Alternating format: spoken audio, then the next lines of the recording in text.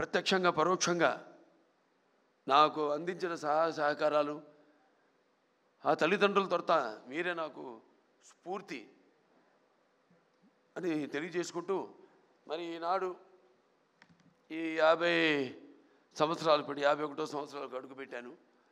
నాకు ఈ అంకెలంటే నాకు చాలా భయం కాదు, గుర్తుంటుంది నాకు.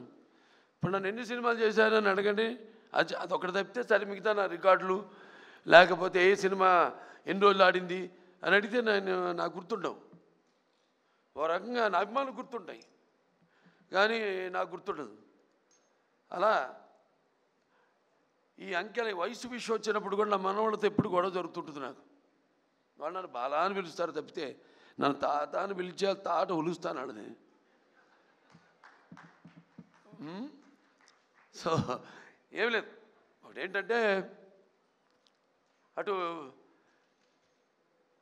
ఒక కళాకారుడిగా నాన్నగారు నాకు, నేను ఇందాక అన్నాను కళ్ళు మూసుకుంటే, ఇప్పుడు నేను అనబోయేది ఏంటంటే కళ్ళు మూసుకుంటే కనేది కళ, కళతో అభినయించేది కళ, నిద్రపోతున్నప్పుడు కనేది కళ, నిద్రపోతున్న సమాజాన్ని మేల్కొల్పేది కళ. ఒక అద్భుతమైన రైటర్ రాసింది ఈ డైలాగ్, నాన్నగారిని స్ఫూర్తిగా తీసుకుని.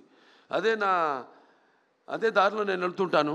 అలాగే నాన్నగారు కూడా ఎన్నో ఈ ప్రకృతి విపత్కర పరిస్థితుల్లో ఆయన నటుడిగా ఉంటూనే, రాజకీయాలు రాకముందు ఇది నేషనల్ డిఫెన్స్ ఫండ్ అయితేనేమి, లేకపోతే మన రాయలసీమ క్షామ నివారణకైతేనేమి, ఉప్పెన్నెలకైతేనేమి, వీటిలన్నిటి కూడా ఆయన ప్రజల్లోకి వెళ్ళి ఒక ప్రాంత ప్రజల్ని, అన్ని ప్రాంతాల ప్రజల్ని ఏ ప్రాంతమైనతో దెబ్బతిందో అలా అందరినీ సంఘటితపరిచి, అందరూ ఒకళ్ళ వాళ్ళ రాష్ట్రాలు వేరైనా వాళ్ళ ఆంధ్ర రాష్ట్ర తెలంగాణలు నాన్నగారి సినిమాలో గుర్తొస్తుంది. ఏదైనా ఆయన ఒక ఆలోచన, దూరపు ఆలోచనతో పెట్టేవారు. ఉన్న ఒక సందేశం, ప్రాంతాలు వేరైనా మన అంతరంగాలు ఒకటేనన్నా, ధ్యాసలు వేరుగా ఉన్నా మన భాష తెలుగు భాష అన్నా అని. సో అలా ఇవాళ ఏదైనా అటు ఆంధ్ర రాష్ట్రమైనా సరే, ఇవాళ ఇక్కడ తెలంగాణ రాష్ట్రమైనా సరే, ఎప్పుడు ఎక్కడ ఎటువంటి విపత్కర పరిస్థితులు ఉన్నా వచ్చినా రాకూడదని కోరుకుంటాను. కానీ అతివృష్టి అనావృష్టి నడుస్తున్న కాలం ఇది. క్యాన్సర్ ఒక చైర్మన్గా చెప్పగలుగుతున్నాను, ఇది నిర్ధారణతో చెప్పగలుగుతున్నాను. అంటే మనం తినే ఆహారం అయితేనేమి, లేకపోతే మన జీవన శైలి అయితేనేమి, వీటిలన్నింటి మీద ఆధారపడి ఉంటుంది. సో ఇది మనమే కొని తెచ్చుకుంటున్నామా అన్న అనుమానం నాకు ఎప్పుడు వస్తుంటుంది. ప్రకృతి కూడా కాలుష్యం పెరిగినప్పుడు అది ఊరుకోదు. అలా ఆధ్యాత్మికంగా నేను ఎన్నో అనిపించిన వాడిని జీవితంలో, ఎన్నో చూసిన వాడిని. ఇంకా ఆధ్యాత్మికంగా కూడా జరగబోయేది కూడా నేను గ్రహించగలిగేవాడిని. సో ఇవాళ నేను క్యాన్సర్ హాస్పిటల్ చైర్మన్గా ఉన్నా, ఇవాళ ఎవరైనా సరే 15 సంవత్సరాలుగా నాకు ముందు ఎంతోమంది చైర్మన్లు ఉన్నారు, అలాగే ఎంతోమంది బోర్డు మెంబర్సు, ముఖ్యంగా కోడెల శివప్రసాద్ గారు అయితేనేమి, అటు కాకర్ల సుబ్బారావు గారు అయితేనేమి, అందరూ నాకంటే ముందు చైర్మన్స్ అయితేనేమి, ఇప్పుడున్న బోర్డు మెంబర్స్ అయితేనేమి, ఇప్పుడున్న ప్రస్తుత బోర్డు మెంబర్స్ అయితేనేమి, నా డాక్టర్లు అయితేనేమి, నా సిబ్బంది అయితేనేమి, వాళ్ళందరి ఏదైనా 2 చేతులు కలముందే శబ్దం రాదు. అలా ఇవాళ వాళ్ళందరి సహాయ సహకారాలతో ఇవాళ నేను ఈ ఆసుపత్రిని కూడా నడపగలుగుతున్నాను. నా హిందూపురం నియోజకవర్గ ప్రజలకి నేను సదా రుణపడి ఉంటాను. రుణం అంటే ఇది తీరని రుణం. నేను ఎప్పుడు ఉంటాను, భావస్తురాణి జన్మాంతర సౌరదాణి అని. అంటే ఈ జన్మలో, పోయిన జన్మలో ఏదో ఒకళ్ళిద్దరిని మన పరిచయాలతో, ఆ వాసనతో ఈ జన్మలో పొందగలుగుతాం. కానీ ఇన్ని వేల లక్షల కోట్ల మంది అభిమానుల్ని పొందడం అంటే అది నాకు ఏ రుణానుబంధమో, ఏ జన్మల అనుబంధమో, ఏ విడదీయలేని అనుబంధమో కదా అని నాకు అనిపిస్తూ ఉంటుంది. సో సదా అందరికీ నేను రుణపడి ఉన్నాను. ప్రతి ఒక్క, ముఖ్యంగా సినిమా పరిశ్రమ వచ్చేసరికి కళమ్మ తల్లికి. ఎందుకంటే సినిమా అనేది ఇందాక చెప్పాను, కళ్ళు మూసుకుంటే కళ ఇదని. అంటే ఎటువంటి బలమైన మాధ్యమం సినిమా అన్నది. నా సినిమాలు ముఖ్యంగా నేను ఎప్పుడు గర్వపడుతుంటాను. నా దర్శకులంతా కూడా నన్ను దృష్టిలో పెట్టుకునే వాళ్ళు ఇక్కడ ఉన్నారు. బోయపాటి శ్రీను గారు ఉన్నారు, లేకపోతే మల్లేని గోపిచంద్ గారు ఉన్నారు, అలాగే మా సురేష్ బాబు గారు ఉన్నారు ఇక్కడ. అందరూ మన నందమూరి తమను, వీళ్ళందరూ కూడా అంటే మనం ఇచ్చే ఇప్పుడు మా క్యాన్సర్ హాస్పిటల్ అంటే మాకు సైక్లోట్రాన్ అనే ఒక ఎక్విప్మెంట్ ఉంది. అది అంటే ఈ రా మెటీరియల్ FDG అంటాం, రేడియేషన్కి మేమే తయారు చేసుకుంటాం. అది బయట హాస్పిటల్స్ కూడా అమ్ముతాం మేము, బయట రాష్ట్రాల హాస్పిటల్స్ కూడా అమ్ముతాం. అటువంటి ఒక రా మెటీరియల్ నేను ఇండస్ట్రీలో, దాని వెనకాల ఎంతోమంది ఉన్నారు. ఇటువంటి దర్శకులు అయితేనేమి, మ్యూజిక్ డైరెక్టర్స్ అయితేనేమి, లేకపోతే నా నిర్మాతలు అయితేనేమి, అలాగే నా ఇక్కడ ఛాంబర్ అయితేనేమి, ఇక్కడ మూవీ ఆర్టిస్ట్ అసోసియేషన్ అయితేనేమి, ఫెడరేషన్ అయితేనేమి, కౌన్సిల్ అయితేనేమి, ఎంతమంది వాళ్ళ సహకారాలతోనే ఇవాళ నేను ఈ స్థాయికి చేరుకోగలిగానని నేను అనుకుంటూ, అలాగే ఆంధ్ర రాష్ట్రాల్లో కూడా ఇక్కడ మంత్రివర్యులు ఆంధ్ర రాష్ట్రం నుంచి ఉన్నారు కాబట్టి ఐటీ అండ్ విద్యాశాఖ మంత్రి శ్రీ నారా లోకేష్ గారు ఆంధ్ర రాష్ట్రాల్లో కూడా ఫిల్మ్ ఇండస్ట్రీని డెవలప్ చేయవలసిన అవసరం ఉంది. ఎందుకంటే ఒక లాభం వస్తుంది, ఒక నష్టం వస్తుందని కాదు.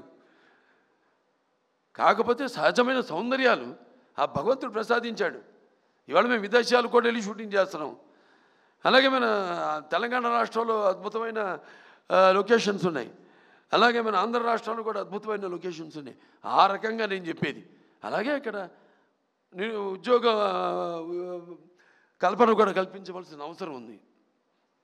అలా నా దృష్టితో తప్పితే కళకు ఎప్పుడు అంటున్నాను, కళకి ఎప్పుడు ఒక భాషా భేదం కానీ, లేకపోతే కళకెప్పుడు ఒక ఆడమగ తేడా కానీ, పండిత పామరాది పట్టు విడుపులు కానీ, ధనిక తారతమ్యాలు కానీ ఉండవు.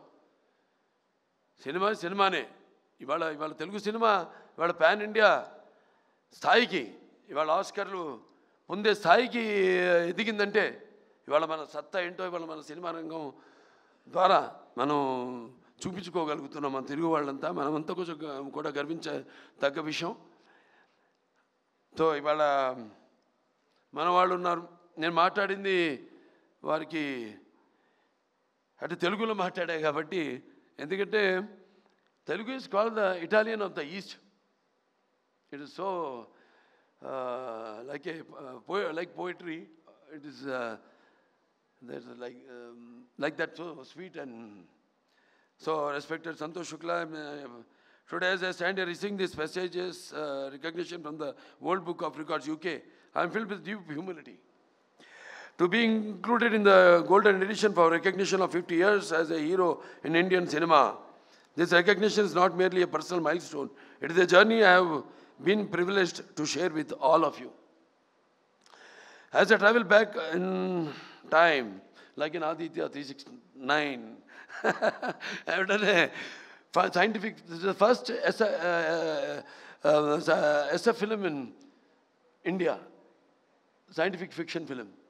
It's called Aditya in 91. Then I was 31 years.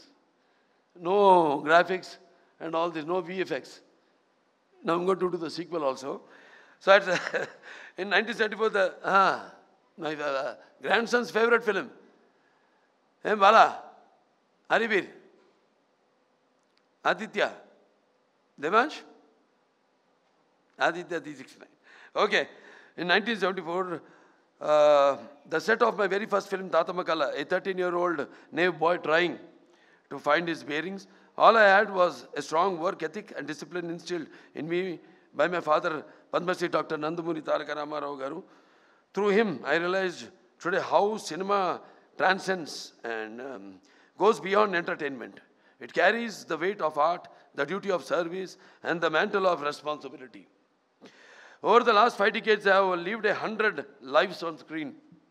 I have been a saint, a king, a warrior, a common man, a dreamer, and a fighter. I have been privileged to act in 110 films across a wide spectrum of genres, from mythological epics like Sri Ramarajyam, to historical dramas such as Gautiputra Shatakarni, to folklore movies like Bhairavadipam, to science fiction like, as I said, Aditya 369, to social entertainers like Mangamagar Manavadu, Mudra Mavaya, and powerful mass films including Simha, Legend, and Veerasimha Reddy, Bhagwant Kesari, Daku Maharaj. With every role came responsibility, and with every film, a new chapter in my journey of growth. This recognition today is not about numbers, whether it is 50 years or 110 films. It's about the bond built with millions of people over time. It is about carrying forward the rich heritage of Telugu cinema. It's about contributing to Indian cinema as a whole, inspired by the love of fine arts, language and culture that I inherited from my father. I have always sought to make cinema not only a celebration of tradition, but also a channel for spreading social messages. The recognition I received through cinema has given me the strength to serve beyond the arc lights. It extended my opportunity to serve as a 3-time MLA of the Hindupur constituency of the state of Andhra Pradesh, as chairman of Basavatarakam Indo-American Cancer Hospital and Research Institute. I have been blessed with the opportunity to carry my journey from real life to real life, where each effort is a prayer to ease the pain of those fighting cancer. If the love of platform I gained through over 100 films can, even in a small way, help save lives, then I believe that is the deepest and truest success of my career. The 13-year-old boy on the sets of Tata Magala could never have imagined the man standing before you today. I feel content that I have lived a life of purpose, a life devoted to cinema, culture and public service. But this honor is not mine alone. So like I said, it belongs to everybody. Like my directors, my producers, co-actor and technician who journeyed with me. It belongs to my audience who for 50 years have lifted me higher with their love. It belongs to my family who have been my anchor, and to my father and mother whose blessings continue to guide me. There were times when I could not see my children for weeks together. Yet my wife, Vasundhara, stood unshaken, bending over backwards to give them a stable home to ensure their education and to keep our family bound together with love and strength. This year has indeed been a memorable one. I have completed 50 years of Indian cinema and going strong. I had recently 4 hits in a row. Akhanda, Veerasimha Reddy, Nelakonda Bhagwant Kesari, and the recent Daku Maharaj. I have the privilege of conferred the Padma Bhushan honor by the Honorable President of India. The 71st National Film Awards recognized Bhagwant Kesari as the best Telugu film, Unstoppable with NBK, which became the most watched and beloved talk show, which was the #1 show in the country and 18th ranked in the world, has successfully completed 4 seasons and has given me the opportunity to deliver authentic stories. I have earned 4 consecutive appreciable commercial movie hits. I have the privilege of entertaining 4 generations of Indians. And I look forward to many more surprises coming my way. My grandkids luckily Tata Valusta. Mr. Santosh Shukla, and thanks to once again Mr. Bandi Sanjay Garu for the service we are doing for the cancer patients and for helping us in the FCR issue. We were thankful to you, thankful to